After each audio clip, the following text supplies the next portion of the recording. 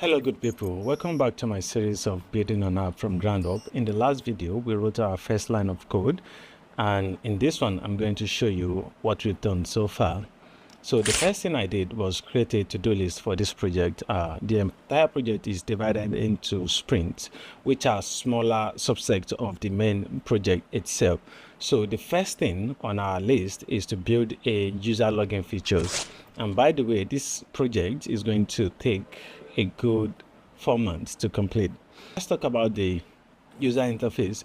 When planning UI, we need a persona. A persona is like a type of person that would be using our app. So for example, we have Ada Okonko, who is a 29-year-old freelance graphic designer. She lives in Lagos. She's looking for affordable housing, etc. So this is a persona. Without a persona, we might end up building an app that we like, but essentially what we want to do is build an app that Ada and people like her would like.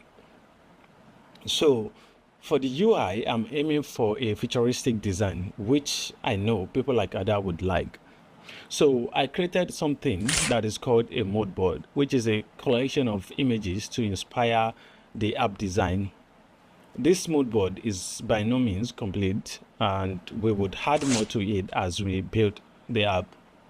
So once the UI is complete, we want to build the front end. So I did something with the AI. So I told it to generate something for me, and this is what I got. It looks really nice, and I think I'll be drawing more inspiration from here. So we have a pie menu here, and they can choose whatever features they want to use from the app.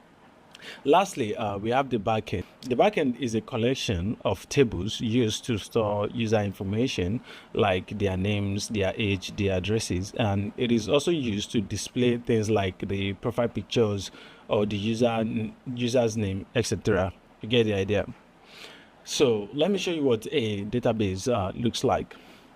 All right, here's me trying to create a database. Again, I leverage AI for speed.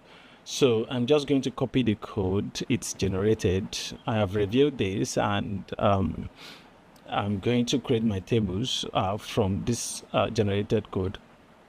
Now, if I click on tables, we have our tables, and we can now go back to our project tracker and mark this one as done. So the next step would be to build the basic UI. That would be user being able to actually create an account on the app.